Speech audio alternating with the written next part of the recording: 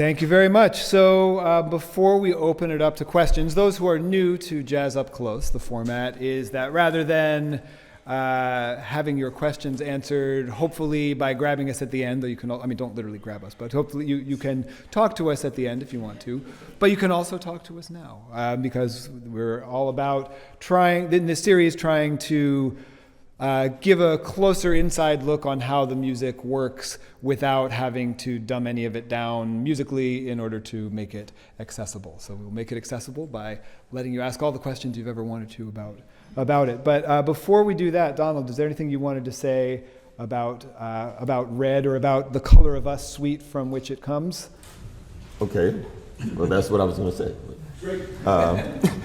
Yeah, so it comes from a suite entitled The Color of Us, and it talks about, the suite is about inclusion and what do Americans actually look like. Being a musician and having traveled all over the world, I've come in contact with a lot of different cultures and different ways of life, and one thing I can say is all those cultures have a home, and it's something that's very distinct about all those cultures, and it's something that's very distinct that make those cultures what they are. Which brings me back to us, play on US, us, US. The suite focuses on our common goals and things that we have in common and inclusion, and it focuses on looking at each other in a different light. It focuses on a reprogramming of the mind. And this tune entitled Red is the opener of that suite, and it signifies bloodshed. And it points to stripes on the American flag, and it points to the fact that there are many different cultures under this flag that shed blood for this country. So that's one aspect of the suite, and yes, it comes from the suite Color of Us. It's entitled Red, and every movement except maybe two, it's entitled by a color.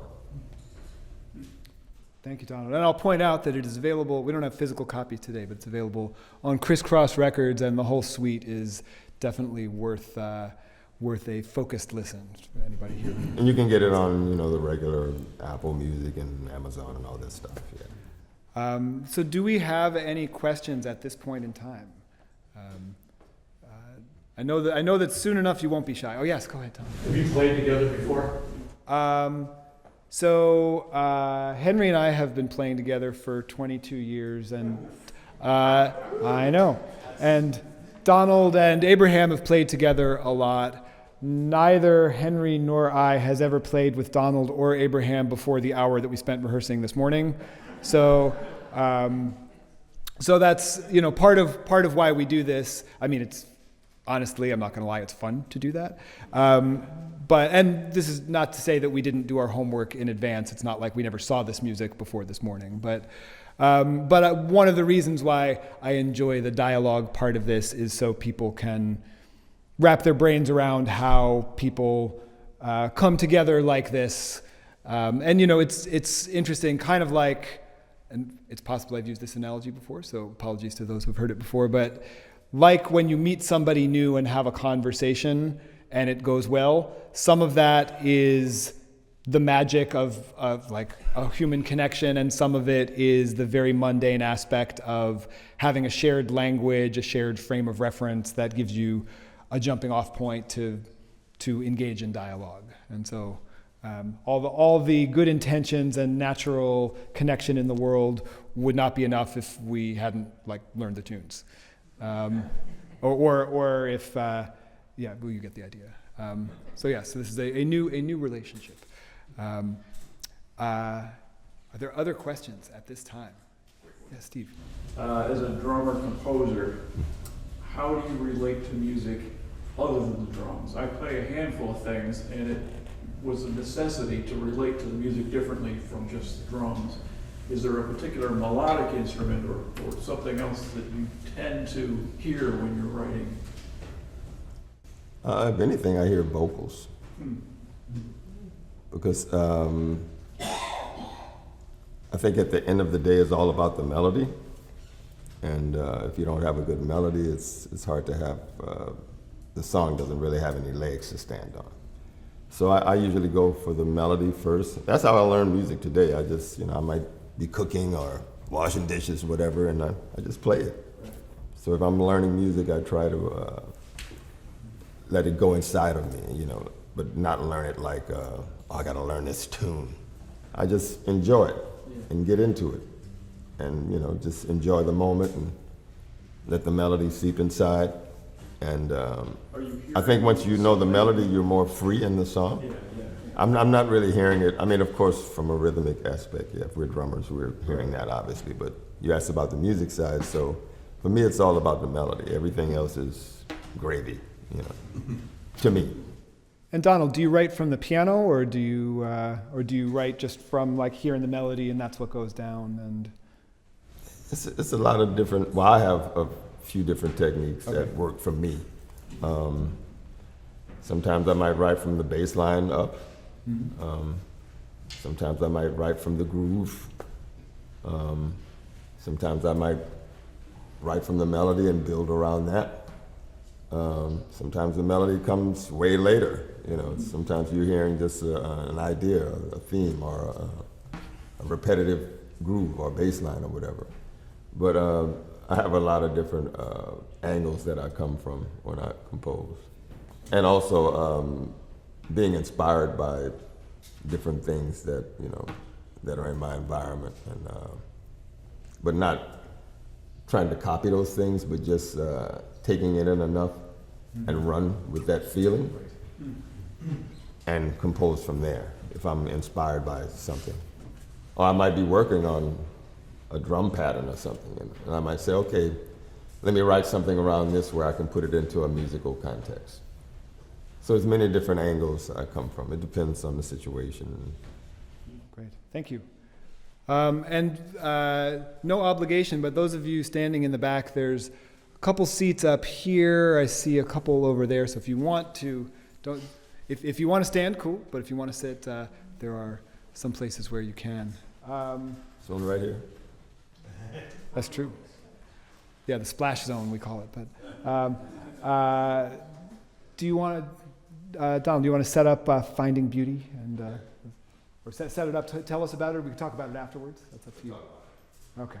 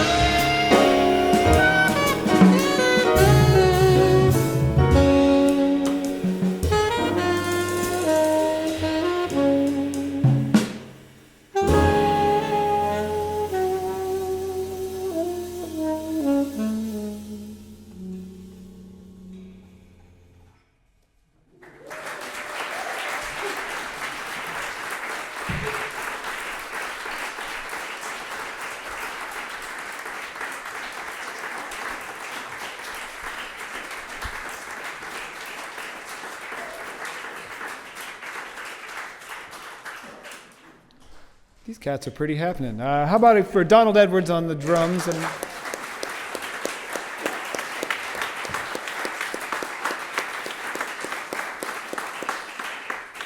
we say the drums and the pen, even though, truth be told, it is usually not literally a pen these days. And Abraham Burton on the tenor saxophone.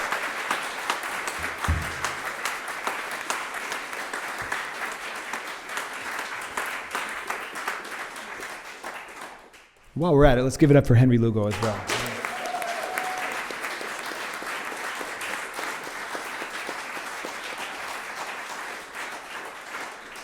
Just because he's a familiar face does not mean we should take him for granted, of course. Before we open up for questions, is there anything you want to say about that tune, Donald? Actually, it's part of the collection, the Color of Us collection, Finding Beauty, and it's about just, looking at people differently and looking for the good and the positives and the beautiful, and focusing more on that. Great, thank you. So do we have, at this point, I don't even have to finish that sentence, Maurice, what's up? This is for Donald.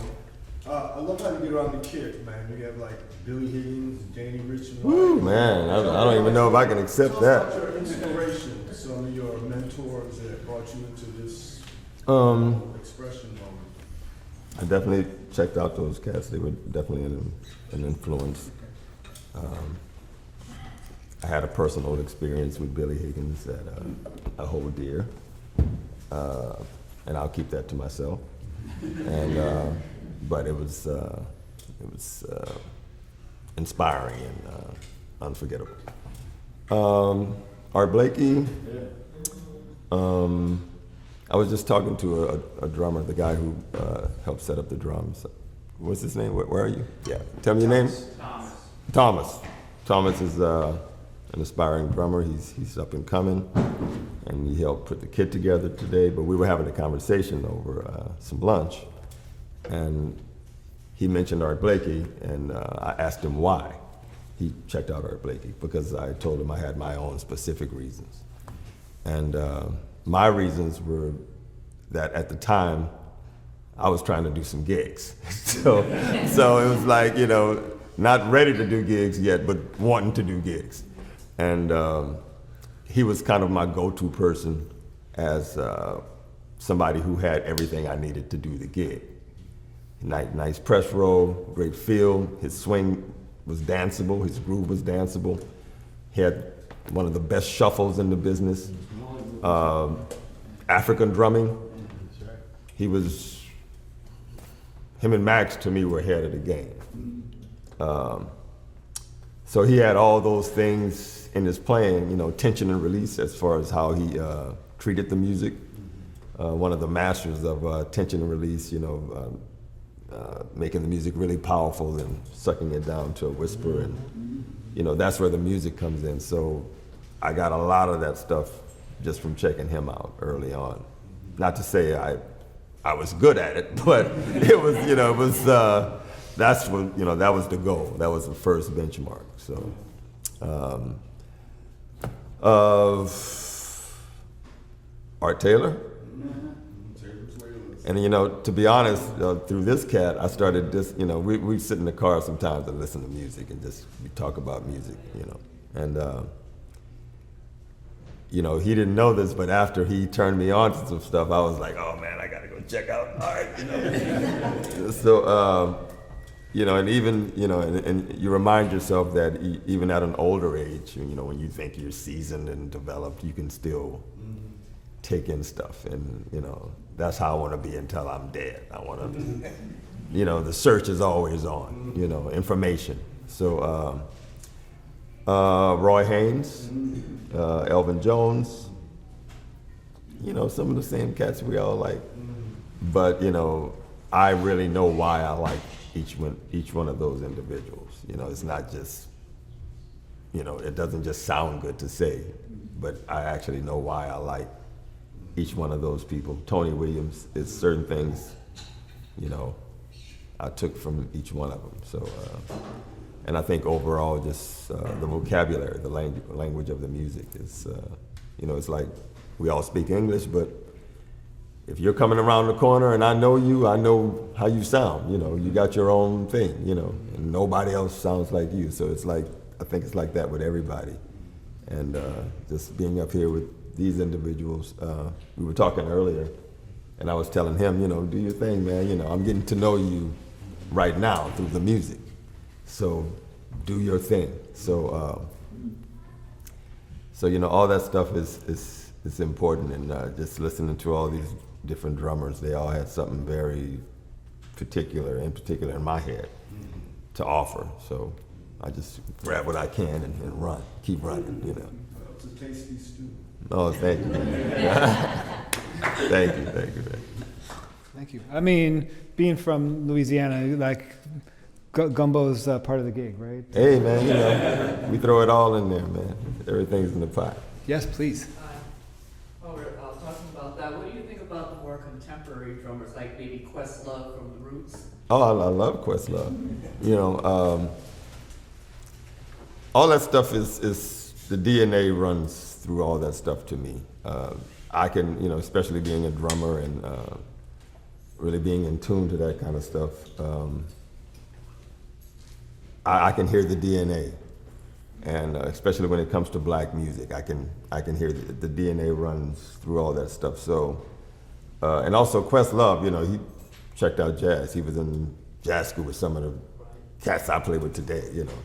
So even though he's not really doing that, you know, it's probably in there and in there. So, and it comes out in whatever he does, you know, so. Thank you. So we'll take two more and then we'll play another one. Go ahead, Chuck.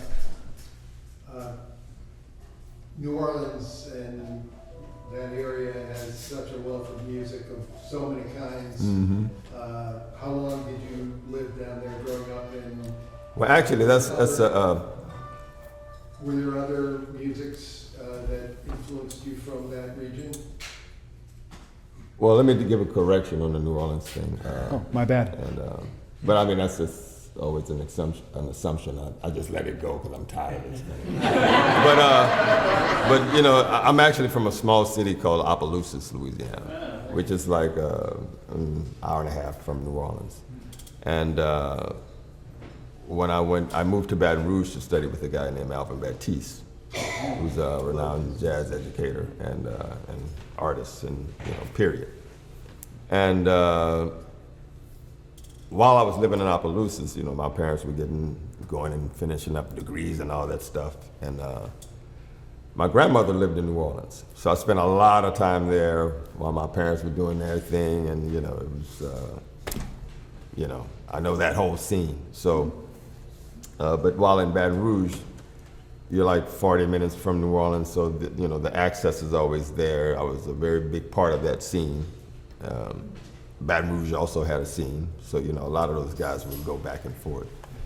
But especially in New Orleans, it was, you know, there was a jazz thing there, but it was so many other kinds of music that I had access to, and because, you know, some people just wanted a drummer, they didn't really care what your focus was. They were like, man, can you make the gig, you know? And so it's like, okay. So I got thrown into different arenas where I had to, like, you know, get my stuff together. But it wasn't like, oh, I want to learn how to play this, I want to learn how to play that. It was totally accidental, and by, you know, just being a product of your environment. You got access to all these different kinds of music, and you get called for some of those gigs, and, you know, all they want to know is, can you play a bossa nova? Can you play, you know, funk beat? Can you know, so it's like, so I was blessed in that way to have the opportunity to confront those different types of music, and indirectly I stumble on a situation where I'm able to access all that stuff at any moment. You know, lucky for me, you know. Thank you. And we had. Now I go off topic a little bit, so if I go too far out, That's what we're here for, Don. just reel me back. Just reel me back. Abe knows. Abe was like, man, you know.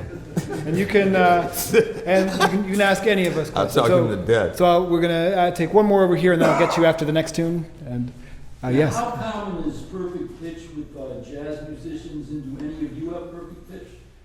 I certainly do not. I think so. There are two types of. I'll try to put it in sort of lay terms. There are two types of ability to hear pitch. There's perfect pitch, which means a bird flies by and you're like, yeah, C sharp. And there's relative pitch, which is the ability to hear how notes relate to each other. So we all have some degree of relative pitch if we can sing happy birthday to you, but we don't necessarily know what note we started on. So a musician with perfect pitch can sort of analyze that, and then once they know what the first note is, they can fill in all the other gaps. So there are jazz musicians who have perfect pitch, but I would not deem it a particularly important thing, whereas having a strong sense of relative pitch is indispensable. You can't really play this music without being able to hear it, but you don't need to know out of thin air. Well, I was about to say you don't need to know out of thin air that it's a C sharp, although sometimes you have to figure it out quick if you're learning a tune in real time on the bandstand, which is a thing sometimes. Better figure out where to come in. But people find their ways of like very softly being like, nope, that's not it. Okay, and then once they figure that out, then you can start playing. So let's play a tune which will hopefully not have any nope, that's not it in it. Do you want to introduce this one, Donald? Yeah, this tune is entitled "The Dream," and we were talking about it earlier. I guess I'll just let him in on the conversation. I was watching this movie, Guess Who's Coming to Dinner? Has anybody ever seen that? With Katharine Hepburn in it. Where there's a scene where she's sitting in the garden reflecting on, how she brought up her daughter to see things. But the main thing is that the music that was playing at that time inspired this. And there's also another song that inspired this, Say a Little Prayer for Me. So, but like I said earlier, I listen to these things and I kind of run with it. I don't sit with it too long and try to say, oh, I'm going to write something just like that. That's amazing. I'm going to do exactly that. No, I try to stay away from that because I'm not going to do as good a job as what I'm hearing in the first place. So I just try to do something else, be inspired by it and run with it and try to do something else. So this is kind of what I came up with. It starts off with kind of like a little dreamy intro, and then it goes into a section that was kind of inspired by Say a Little Prayer for Me. Don't expect to hear Say a Little Prayer for Me. It's not going to be that. Our lawyers advise you not to expect it to sound too much like Say a Little. Yeah, that's why I don't want to say too much about it, because they're going to be like, oh, that doesn't sound like. But yeah, so just to give you a little insight on the tune. All right, here we go.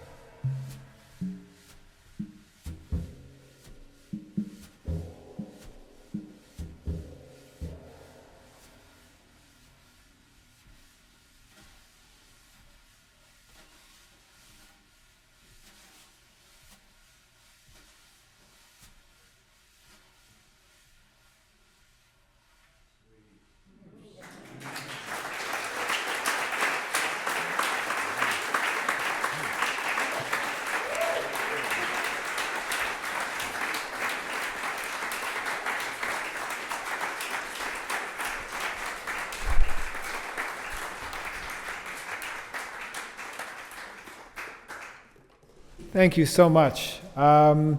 So I saw, I promised Noah that I would give you the first question on this go around. So It doesn't have to do with the song, though. I forgive you. It's Abraham, correct? Yes. Hey, I had a question. I was noticing, I'm a tenor sax player as well. I've always played a single neck strap my whole life. And I'm noticing you have more than just the neck strap. You have to give a waist thing.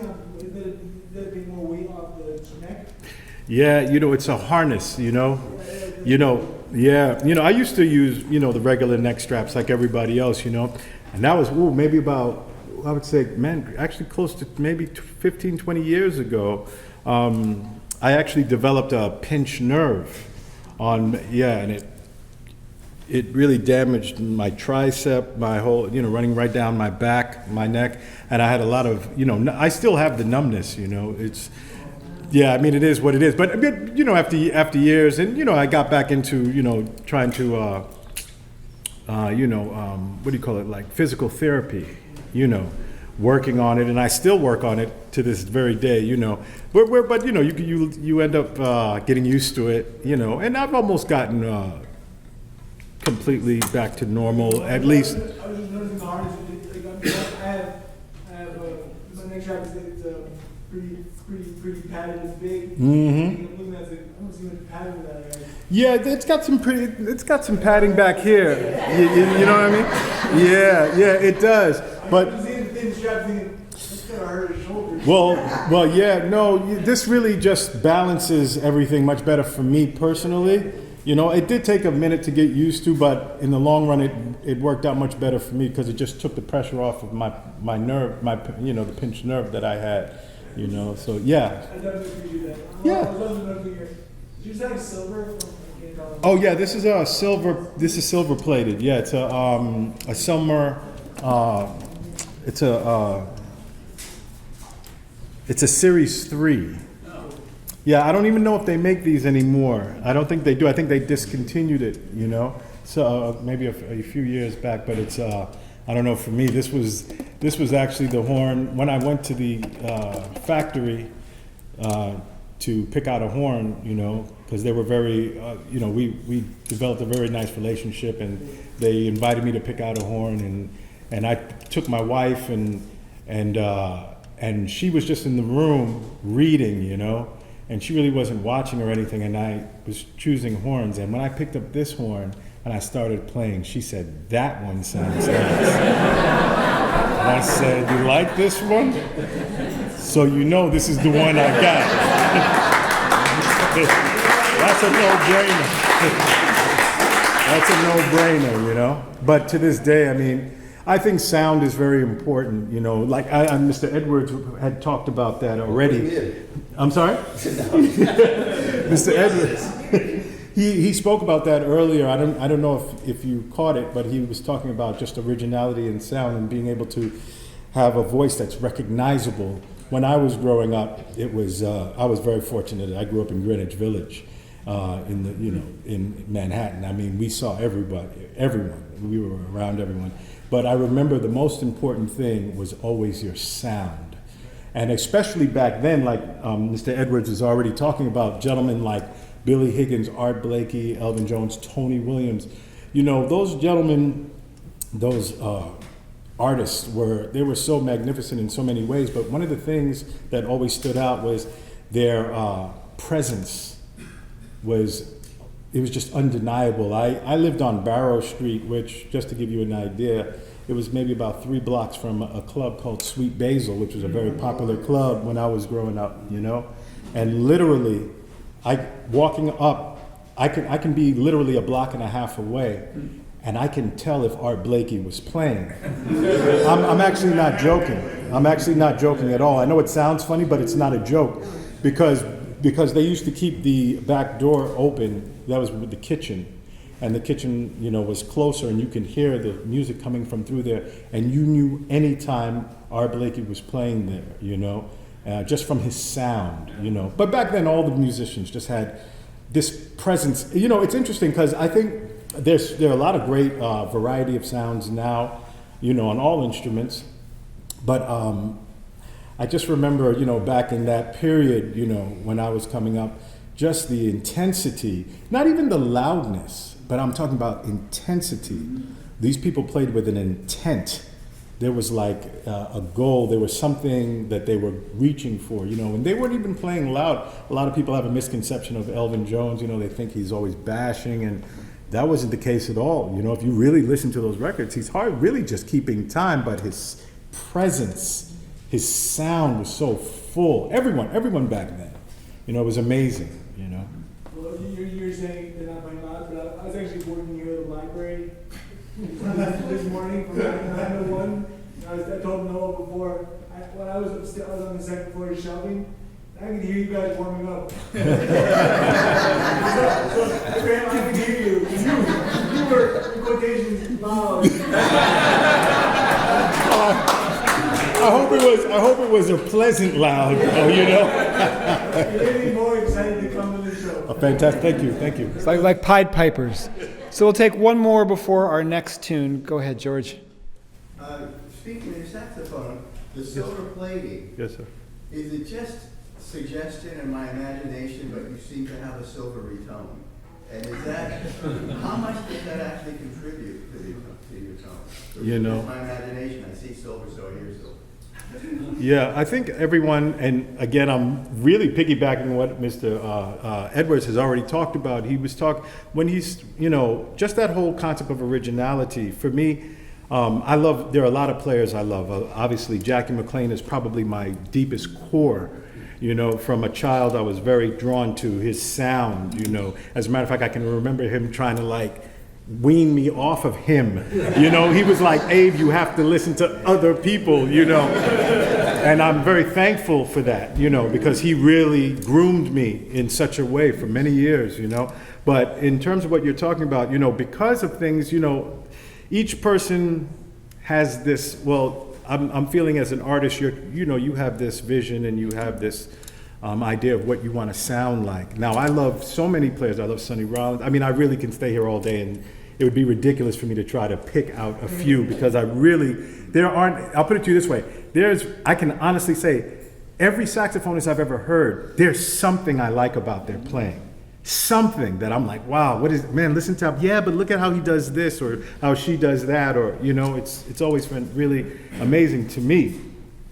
And for me, there are certain horns that when I play them, I could totally get into, like, people might even say, oh man, you sound so much like Dexter there, or you sound so much like Gene Ammons there, because I really love studying that style of music, you know.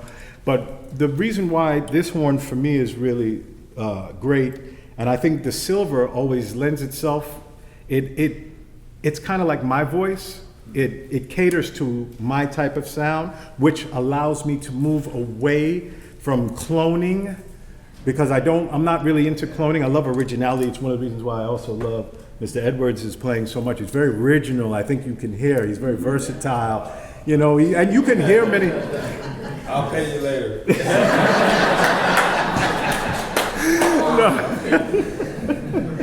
But I mean, it's true. They know. They can hear it. They hear it, you know. And I think that the silver, for some reason, it always, whenever I play, if I play a gold horn, it's great, and I have a few of them, and they're great. But it's whether it's this silver horn or my silver alto, it allows, I don't know, I can connect to a sound that's a little more personal for me.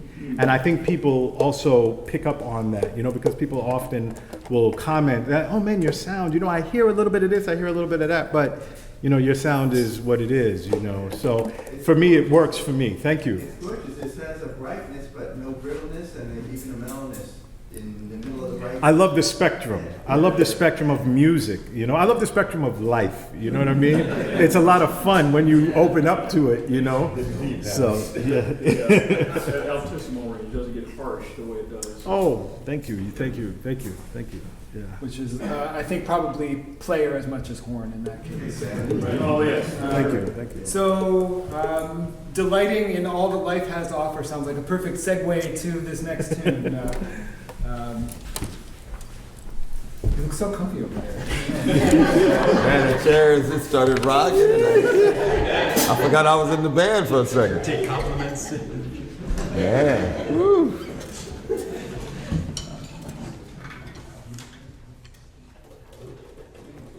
Blue. Blue.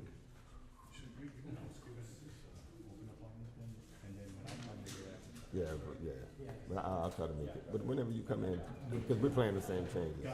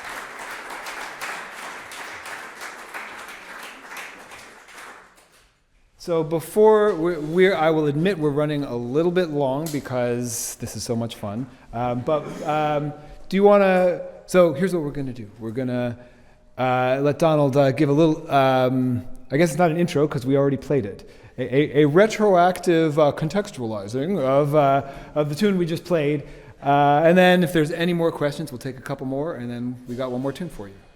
How's that sound?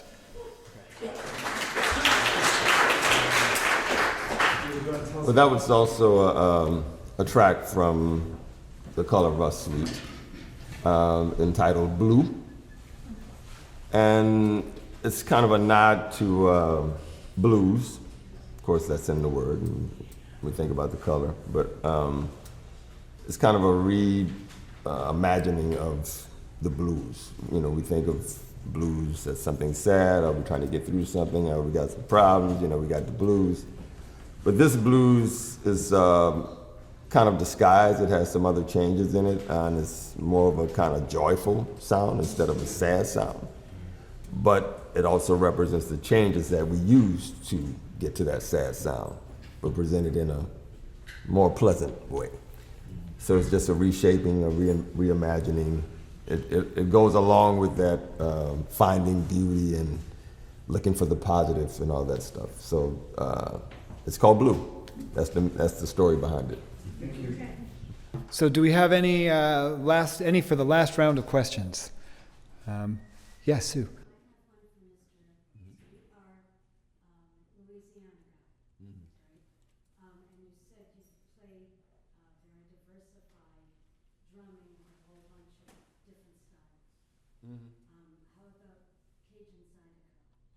Yeah, that's from my people in Lafayette, Louisiana, which is like 30 minutes outside of 30 minutes outside of Bogalusa. Yeah.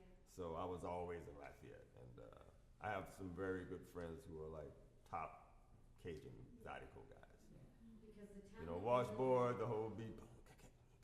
I know the whole thing. The town that you live in sounded very, I recognized the town and I thought, that's very close to us. Oh yeah, really close, really close. Mm-hmm. Yeah. Thank you. So we've got two more. So Chuck and then Thomas, you get to take us out. This is a comment and reflection for Abraham. I had the opportunity many years ago to produce a jazz series at Cheney Hall in Manchester, which was just reopened. It was a 19th century hall, very famous in its day. Several presidents spoke there, etc. And if I'm not mistaken, which I may be, forgive my aging brain, but I think the Collective Expression was the first band I presented. You look familiar. You do. You definitely look familiar. Yeah, you do. I didn't look quite like not at all. I probably had hair back then. You know what I mean? Yeah, and I may have been a little taller too. You know, it's weird how that happens. You know. It was weird. You know, I was talking to, you know, my dad the other day. You know, I was talking to my dad, and it was strange. You know, I used to be a little taller than him, and now I'm like, we were kind of looking. I was like, wait a minute, what's going on here? Yeah, it's weird how that happens. But yeah, I am sorry for the fact that I was naive at the time and was told, oh, Mason Hamlet piano, it's great. We use it all the time. What I wasn't told was that it had a cracked sounding board, which Alan Palmer quickly found out when he was playing it. Oh, yeah. Live and learn. No, I remember that. Yeah. So it's just really a commentary about, you know, artistic growth and whatever. I was so thrilled to have you guys play then for the series to kick it off. And but you, Steve Davis, Eric McPherson, you still play with Eric? I mean, we've started together, you know. I mean, Eric and I were family, you know. We're just all family. All of us are family. Yeah. You know, we're all a part of the same family. It's just wonderful to think back over the passage of time and to have been able to see you at the outset of your career and to see, you know, the amazing power you have now in bringing this music to us. Thank you. Thank you so much. Thank you. Are you still doing the series? No, You should put that series back on, you know? Give us a call, you know? They're just doing all cover bands now. I know. Yeah. All right, thank you. Yeah, and just to provide a little context for those who are less familiar with some of the names being bandied about, Jackie McLean was. I could spend the next hour attaching nouns to his name.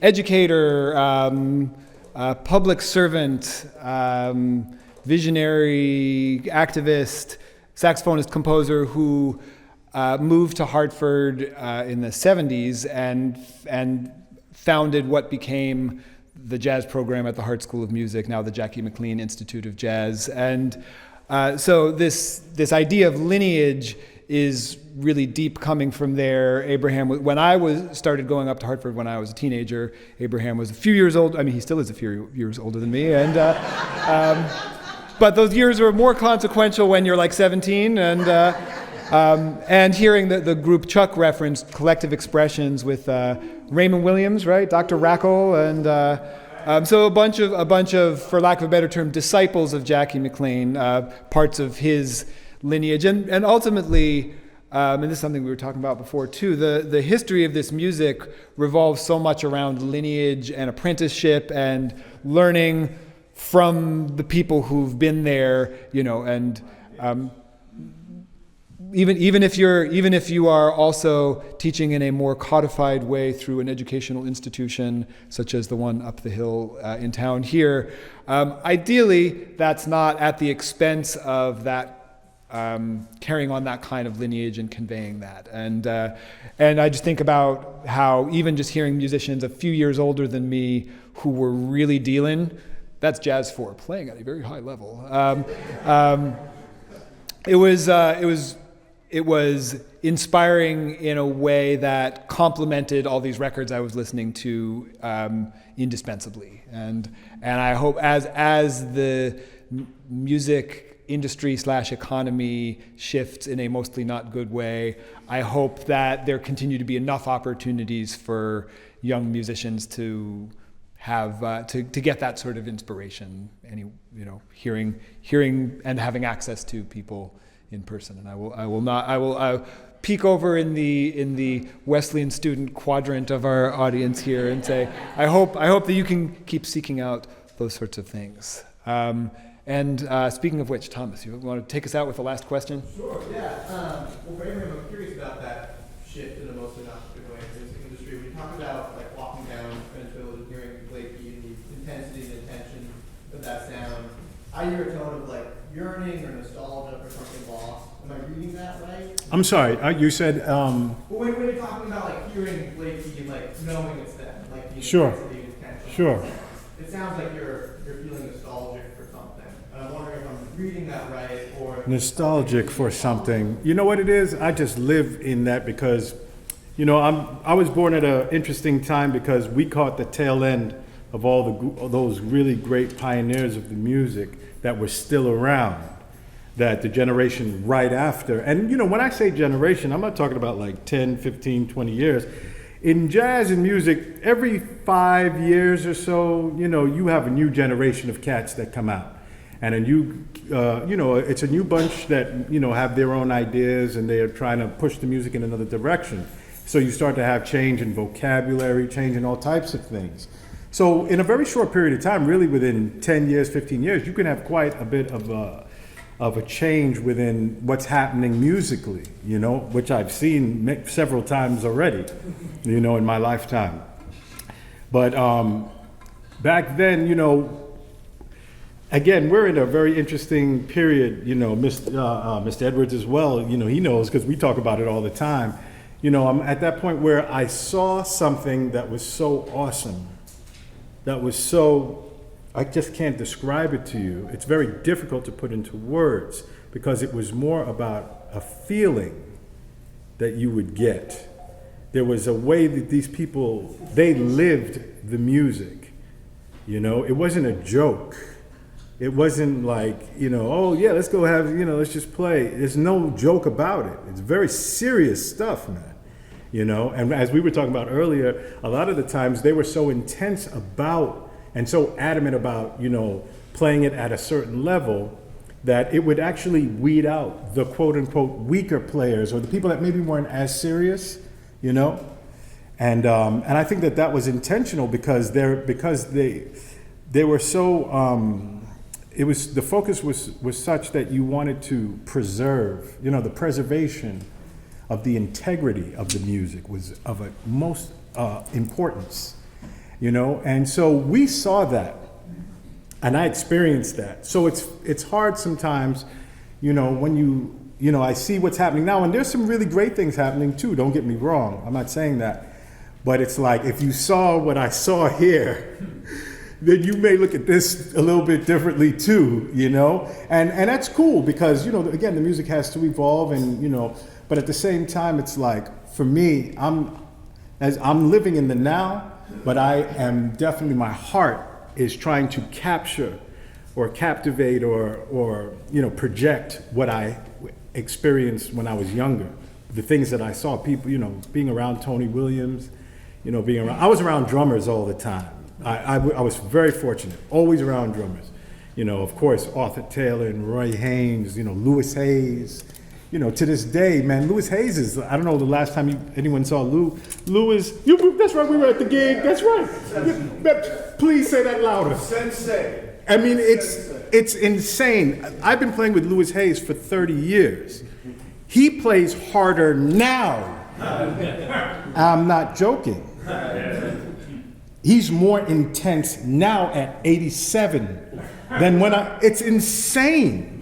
You know, like before, and I mean, sometimes he's not, you know, things, you know, as you get older, it's not so easy, you know, and sometimes he's not having the greatest day, and you would never know. When he gets on that bandstand, it's like, I can't keep up with him. You know, Maurice knows. Maurice knows, you know? Yeah, man, it's like no joke. You know, they were very serious about what they do. You know, and not that the cats today are not, or musicians today are not serious, but I mean, it's just another type of experience, you know, and their reason was different, you know, their reason. I remember the great Max Roach, one of the first times I met him, someone introduced me, they said, man, this is a bad young, you know, I was really young, I was like 14 or something at the time. Man, this is a young cat, and he's really coming up, and Max Roach leans into me, and he says, he said, the way he said it was, what you playing for? If you can understand what that, you know. And when he said that to me, you know, I was very young, and I remember thinking like, oh, well, my sister was in the band at school, and she played clarinet, so so while that's going on in my head, by the time I'm about to say something, he had already walked away. Mind you, what he said stayed with me forever, you know? It was like, it's been with me since. And I remember pondering on it. What did he mean by, what do you mean, what am I playing for? What's your reason for playing? Man, that's some serious stuff, man, you know? And that's really where I know I come. I know Mr. Edwards comes from that type of stuff too. That's why we connect so well. And all, you know, and a lot of the musicians, today, I think it's almost more, and it's not, you know, there's some very serious players. But too, it's also become more of a fatty type thing. You know, everybody, oh yeah, we'll go and learn about jazz and we'll play jazz. Man, jazz is a very serious art form, man. Like, people have given their lives for this music. I'm telling you, I've seen it. You know, it's not a joke. It's very serious. You know, people like Jesse Davis. I don't know if you guys are familiar with him. He's one of my heroes, you know, Antoine Rooney. You know, these are guys that aren't that much older than me, but I always look up to those guys because those guys set the bar so high. You know, it's like, man, you gotta get to it. But maybe that's what you're hearing. I just love the music, you know, I'm very much into it. Thank you. Yeah.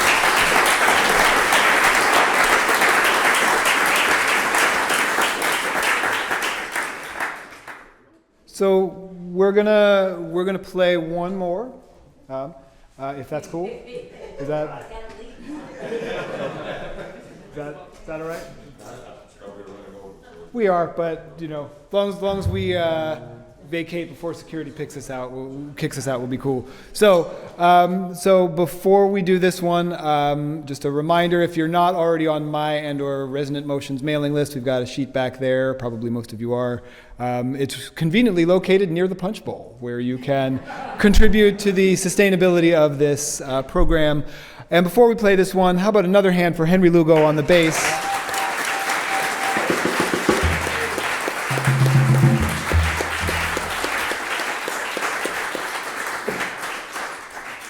And these remarkable keepers of the flame, Abraham Burton on the saxophone.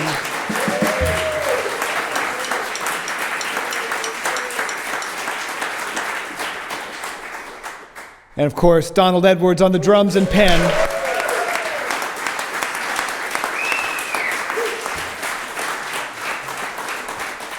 How about Noah Baerman?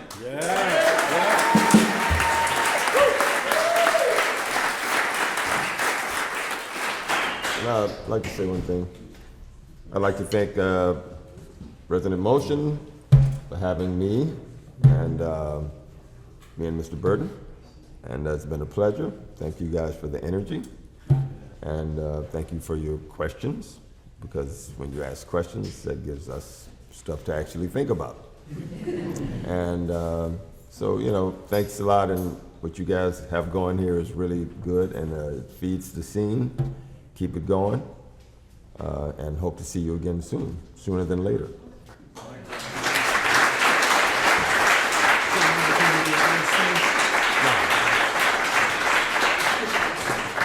And I'd also like to thank Noah for calling me.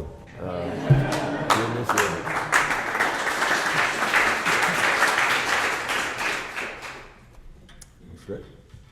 This tune is entitled Snow Child. It was on a release from 2006. Well, it's been recorded a few times since then, but the first recording was like 2006 on a record called Duck Tones. And hope you enjoy. There's no serious backstory to this. It was my first tour in Japan, and Snow Child means Yukiko in Japanese, or Yukiko means snow child. And she was helping out with the tour and sometimes carrying stuff, and I was like, man, she's like really on top of stuff. I said, you know what, I'm gonna write a song for you. So that's how this came about. All right, 1, 2, 1, 2.